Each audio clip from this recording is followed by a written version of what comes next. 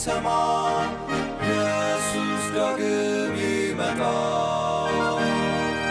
ደስ ይበለን እንዘምር፣ ኢየሱስ ዳግም ይመጣል።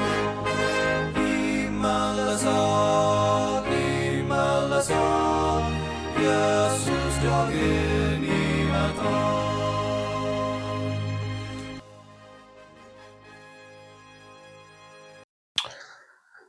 ሰላም ወገኖች እንደምን አላችሁ? እንደገና ዛሬ ኤልሮኢ ክፍል 4ን አብረን ለመመልከት ጌታ ፈቅዶ ተገናኝተናል። ለዚህ እግዚአብሔርን እጅግ አድርጌ አመሰግናለሁ።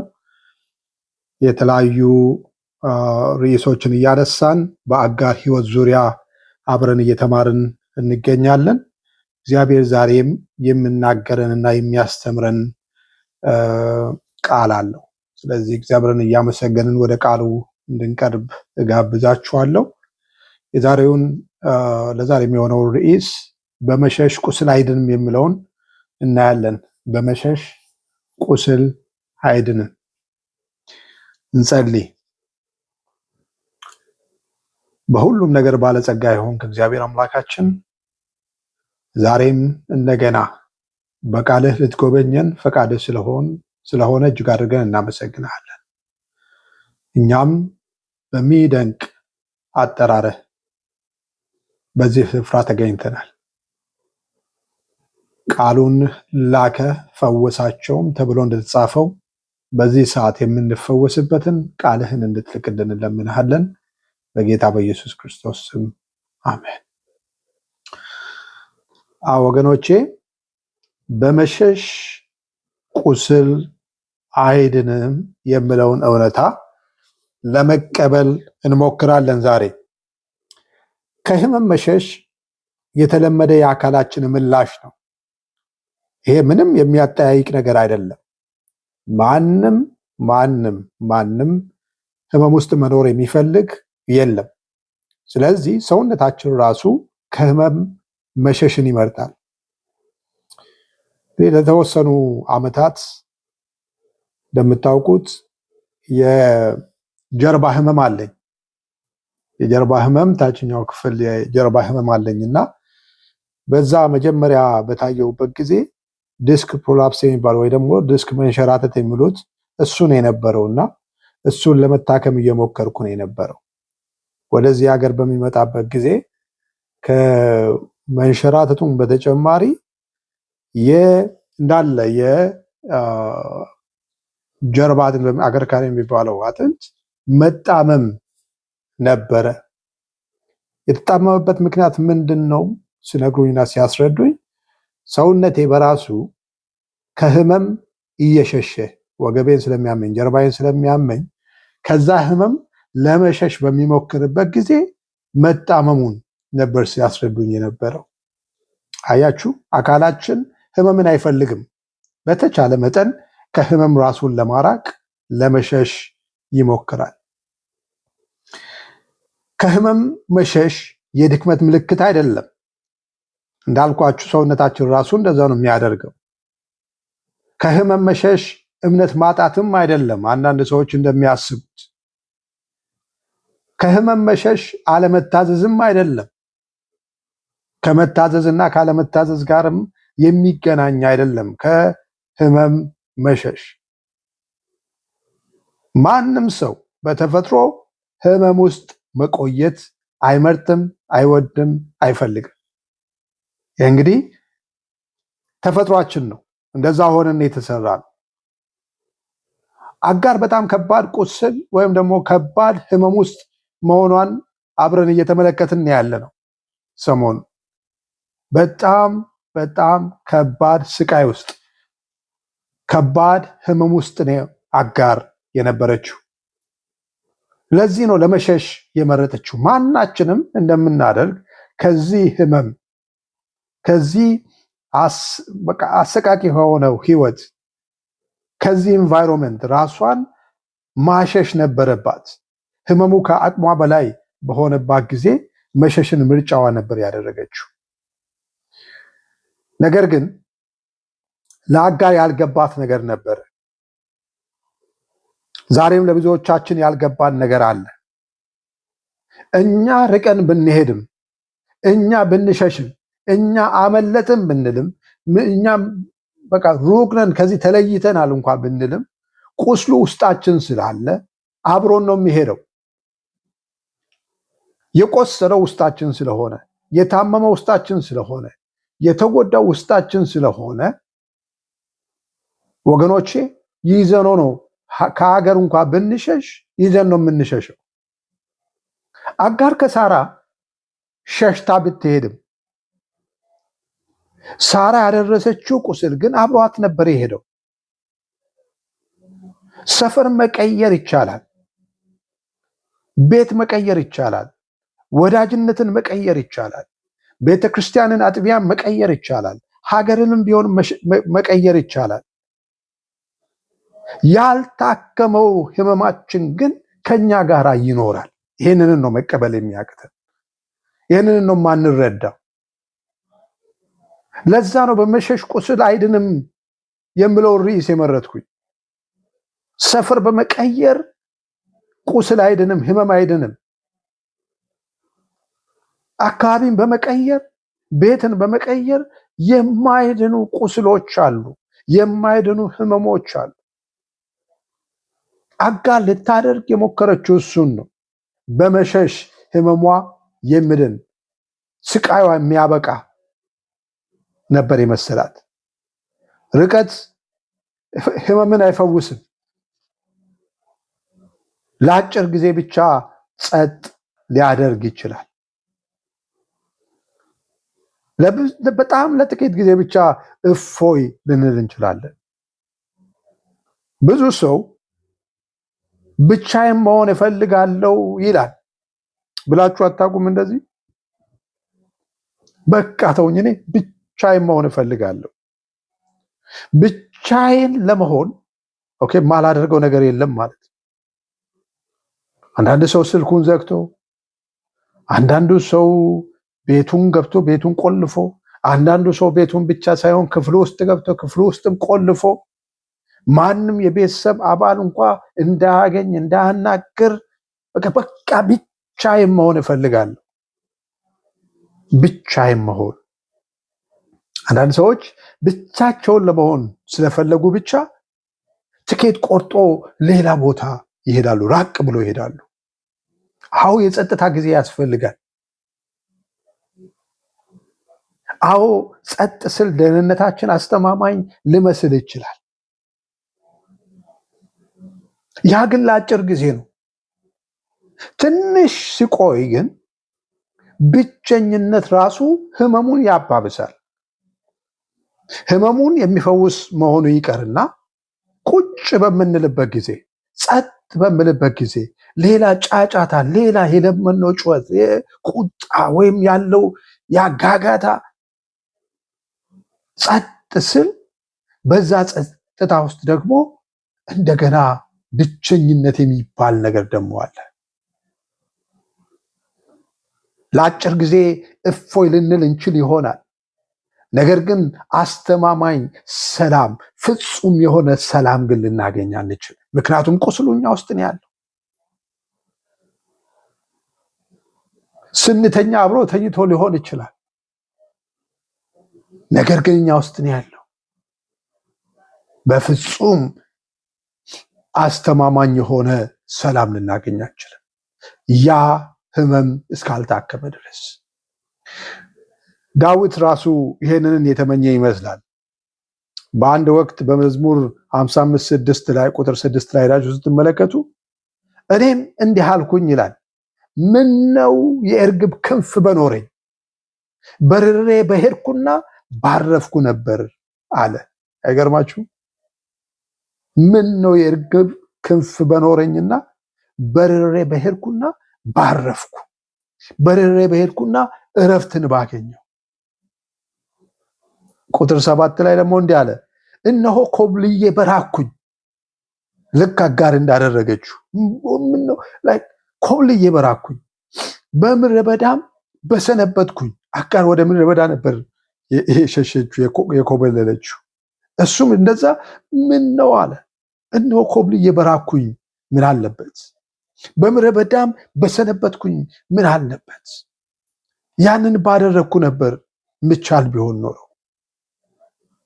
ዳዊት እንደማይቻል ተረድቷል። የሚቻል ቢሆንማ እንደ አጋር በእግርም ሳይሆን በክንፍ ነበር የተመኘው።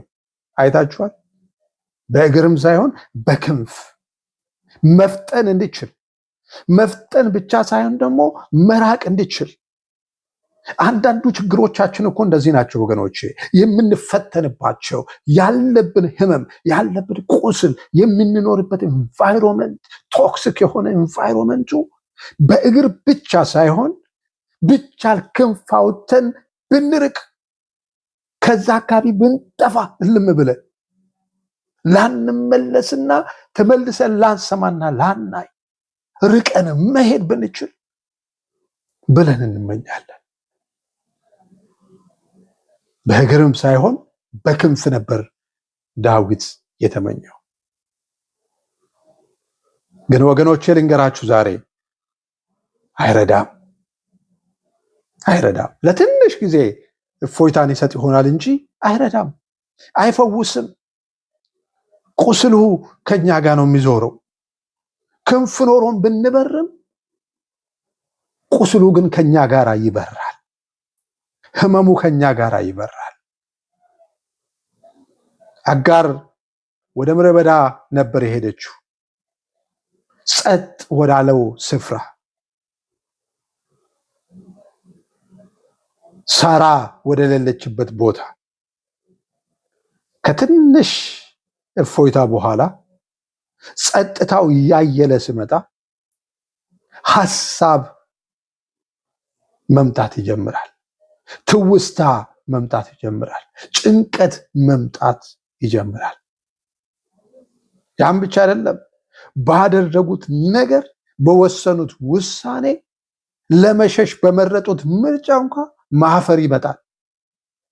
እሱ ደግሞ አንድ ራሱን የቻለ ህመም ነው። አንድ ራሱን የቻለ ጭንቀት ነው። እሱ ደግሞ አእምሮ በጥያቄ ይጨናነቃል። በፊት ተሰንጥቀን ከሆነ በዚህ ጊዜ እንደ ብርጭቆ መሰባበር ይመጣል። በብቸኝነት ምድረ በዳ ውስጥ በምንሆንበት ጊዜ ከሰውም ከማንም ከሁኔታም ከሀገርም ከወንዝም ርቀን በምንሄድበት ጊዜ በብቸኝነት ምድረ በዳ ውስጥ እንደ ብርጭቆ መሰባበር ይመጣል። በእርግጥ አሁን አጋር ከሳራ ጭቆና ነፃ ናት። ነገር ግን ብቻዋን ናት። በእርግጥ አጋር አሁን ከሳራ ጭቆና ነፃ ናት። ነገር ግን ነፍሰ ጡር ናት። ከሳራ ጭቆና ነፃ ናት። ነገር ግን ወዴት እንደምትሄድ የማታቅ ባሪያ ናት። አዎ ከሳራ ጭቆና ነፃ ናት። ነገር ግን ለብዙ ችግር የተጋለጠች ሴት ናት። አያችሁ፣ ምድረ በዳ ማድረግ የማንችላቸውን ነገሮች ያጋልጣል። ከሳራ እግር ስር በሆነችበትና በምትጨቆንበት ጊዜ የማይታያት ነገር ሁሉ ምድረ በዳ ላይ በምትሆንበት ጊዜ የሚጋለጥ በጣም ብዙ ነገሮች አሉ። ያላየችው ያልጠበቀችው ነገር፣ ራሷን ያላዘጋጀችበት ነገር ተሰብስቦ ይመጣል በምድረ በዳ ላይ። እኛም እንደዛው ነን። አንዳንዶቻችን ሰፈር ለቀን ስንሄድ፣ ቤት ለቀን ስንሄድ፣ ሀገር ለቀን ስንሄድ፣ ወዳደጉት ሀገር በመጣን ጊዜ ይደርስብናል ብለን ያላሰብነውን፣ እናያለን ብለን ያላየነውን፣ ያላሰብነውን፣ ያልጠበቅነውን መከራ በሀገራችን ውስጥ ሆነን ያላየነውን፣ በቤታችን ውስጥ ሆነን ያላየነውን፣ ያልተረዳነውን ይመጣል ብለን ያልገመትነው ነገር ብዙ ነገሮችን እናስተናግዳለን። በዚህ በሽሽት በብቸኝነት ምድረ በዳ ላይ በምንኖርበት ጊዜ ሙሉ በሙሉ መፈወስ የሚችለው እግዚአብሔር ብቻ ነው ወገኖች። ምድረ በዳ አይፈውስም። ሽሽት አይፈውስም። ብቸኝነት አይፈውስም። መፍትሄ አይሆንም። ሙሉ ፈውስ የሚሰጠው እግዚአብሔር ብቻ ነው።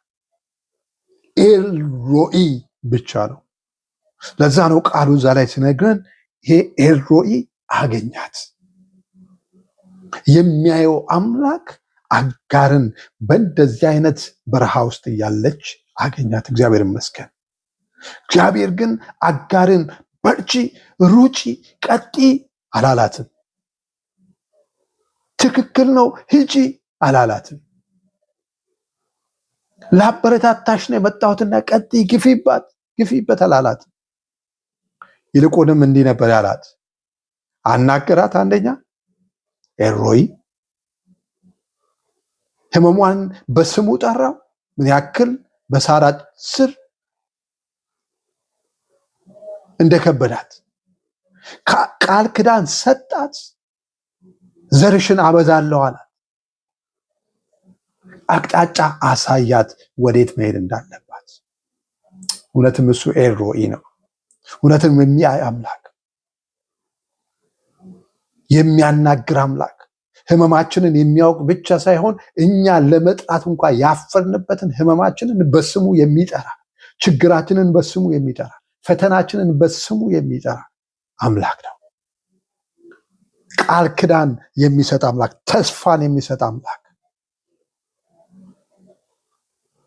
አቅጣጫን የሚያሳይ፣ ወዴት መሄድ እንዳለብን በጠፋንና ግራ በተጋባንበት ሰዓት፣ በመሸሽን ላይ እንኳን ያለን፣ በመኮብለል ላይ እንኳን ያለን የሚቀርብና የሚያገኝ አቅጣጫን እንደገና የሚጠቁም አምላክ ነው።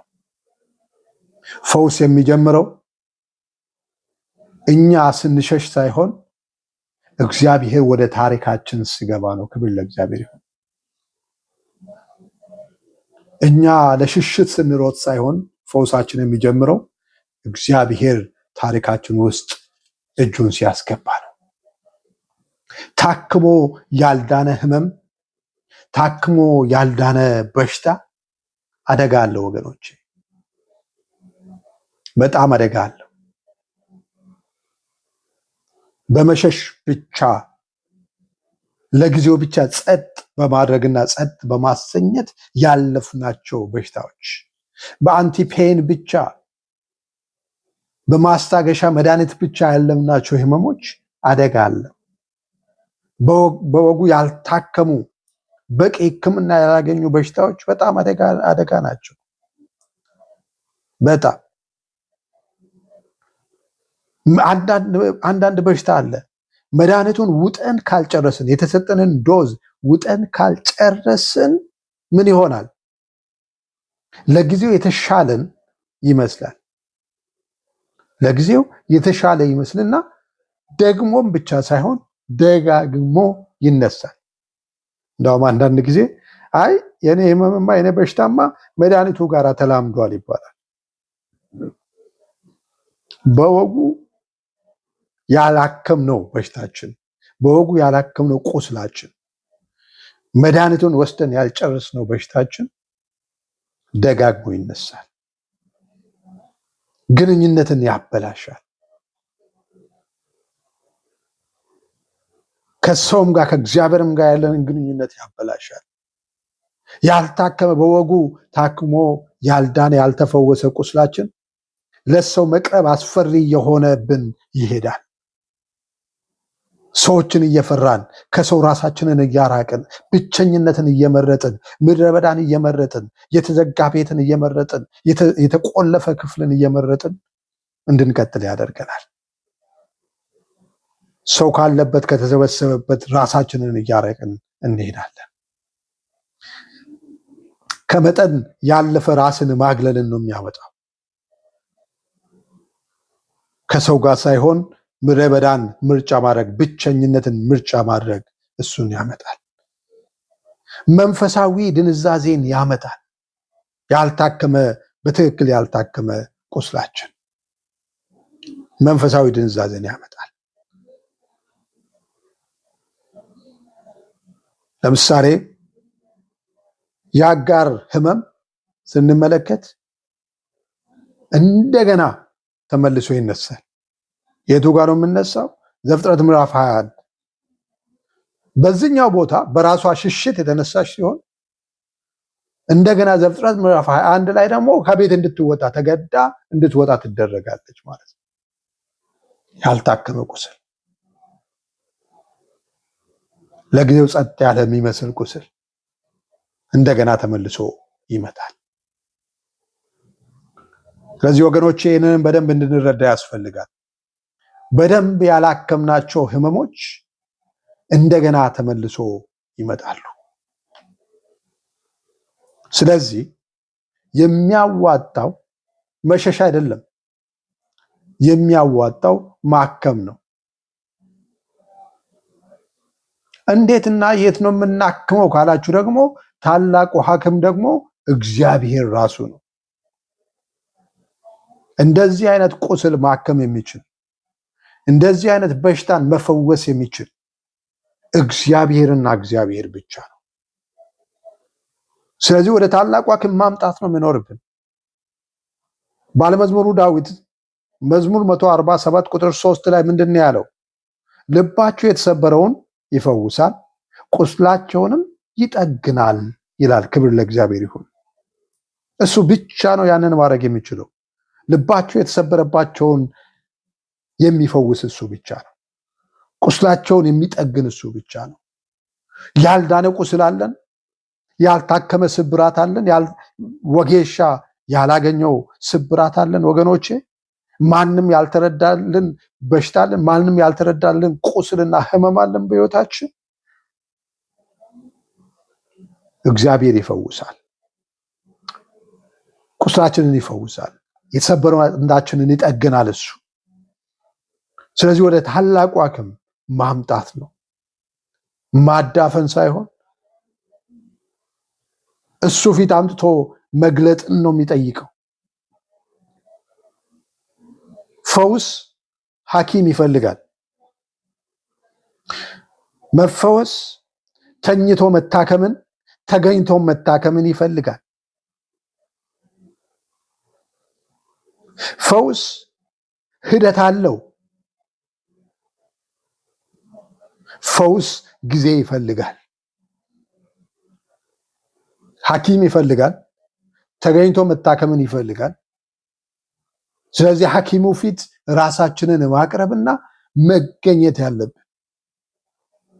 ልክ የሐኪም ቀጠሮ መቅረት እንደሌለብን ሁሉ ከሱ ጋር ያለንን ቀጠሮ ሐኪማችን ታላቁ ሐኪማችን ጋር ያለንን ቀጠሮ አጠንክረን በመከታተል ሕክምናው የሚፈልገውን ሂደት በመጠበቅ እግዚአብሔር በጊዜው ሁሉን ነገር ውብ ያደርጋል ተብሎ እንደተጻፈው እሱ በጊዜው ህመማችንን የሚፈውስ መሆኑን አውቀን በህይወታችን ውስጥ የሚሰራውን በሂደት በየቀኑ በህይወታችን የሚሰራውን ነገር በመከታተል የሚፈልገውን ጊዜ በመስጠት የእግዚአብሔርን ጊዜ በመጠበቅ ልንታከም ያስፈልገናል።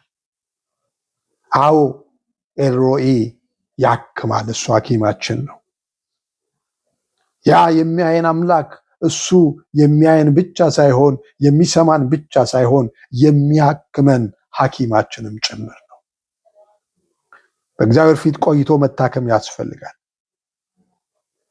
ወገኖቼ እንደገና ላስታውሳችሁ እፈልጋለሁ፣ መሸሽ ሰፈርን ይቀይራል፣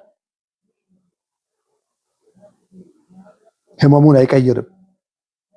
ፈውስ ግን ሁሉን ነገር ይቀይራል። ክብር ለእግዚአብሔር ይሁን። ለዛውን ከእግዚአብሔር አምላክ የሚመጣው ፈውስ ሁሉን ነገር ነው የሚቀይረው። ታሪክን ነው የሚቀይረው። ጠባሳ እንዳይኖረው አድርጎ ነው እግዚአብሔር የሚፈውሰው። ሁሉን ነገር ይቀይራል። ስለዚህ ይህን ጥያቄ ልጠይቃችሁና ጨርሳለሁ። ምናልባት በዚህ መስመር ላይ ከህመም የሸሻችሁ ሰዎች አላችሁ። ከህመም ሸሽታችሁ ነገር ግን ህመሙ አሁንም ያልጠፋ ከሸሻችሁ ዓመት 2 ዓመት 3 ዓመት 10 ዓመት 5 ዓመት 15 ዓመት ሆኖ ህመማችሁን ግን እስካሁን ተሸክማችሁ የምትኖሩ አላችሁ። ሰፈርም ቀይራችሁ ሀገርም ቀይራችሁ ነገር ግን ህመሙ ያለቀቃችሁ አላችሁ። ሩጫችሁንም አቆማችሁ ህመሙ ግን አላቆም ያላችሁ አላችሁ። ከሽሽትም በኋላ ህመሙ የቀጠለ አላችሁ። እግዚአብሔር ወደኔ ተመለሱ ይላችኋል። እግዚአብሔር ወደኔ ተመለሱ ይለናል። ወደኔ ተመለሱ። ሰፈር በመቀየር ሳይሆን በሽሽት ሳይሆን አጋር መልሱ ያለው እኔ ጋር ነው ያለው። ፈውሱ ያለው እኔ ጋር ነው ያለው። ባርኮቱ ያለው እኔ ጋር ነው ያለው። ሰላሙ ያለው እኔ ጋር ነው ያለው። ደስታው የምኖረው እኔ ጋር ነው ያለው። ታሪክን የሚቀይር ኃይል እኔ ጋር ነው ያለው። ስለዚህ ወደ እኔ ተመለሱ ይላል። ስለዚህ አካላዊ ሽሽት ከማድረግ መንፈሳዊ ሽሽት በማድረግ ልንሸሽበት ወደሚገባ ወደ እግዚአብሔር አምላካችን በመሸሽ ከቁስላችን ከህመማችን ከአጋር ህይወት ጋር የሚመሳሰል ህመማችንን መፈወስ እንድንችል እግዚአብሔር ይርዳን። እግዚአብሔር ይባርካችሁ። ተባረኩ።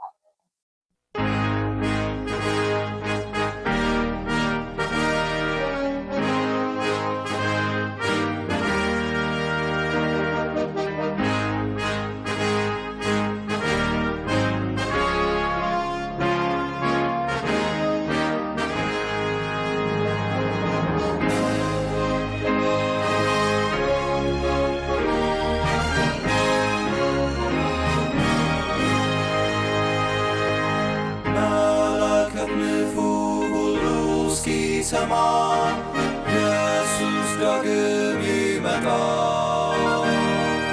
ደስ ይበለን እንዘምር፣ ኢየሱስ ዳግም ይመጣል። ይመለሳል ይመለሳል፣ ኢየሱስ ዳግም ይመጣል። ተራሮቹ ኢየሱስ ዳግም ይመጣል። ኢየሱስ ይመጣል በክብር ዙፋን። ኢየሱስ ዳግም ይመጣል። ይመለሳል ይመለሳል፣ ኢየሱስ ዳግም ይመጣል። ፍጥረቱ ሁሉ ይናገረናል፣ ኢየሱስ ዳግም ይመጣል። እስከ ባህር ዳር ሁሉ ያየዋል፣ ኢየሱስ ዳግም ይመጣል። ይመለሳል ይመለሳል፣ ኢየሱስ ዳግም ይመጣል። የምድር መናወጥ ለሰዎች ይላል፣ ኢየሱስ ዳግም ይመጣል። አውሎ ነፋስም ያስታውቀናል፣ ኢየሱስ ዳግም ይመጣል። ይመለሳል ይመለሳል፣ ኢየሱስ ዳግም ይመጣል። ሕዝብም ይቆጣል፣ በዚህ ይታወቃል፣ ኢየሱስ ዳግም ይመጣል።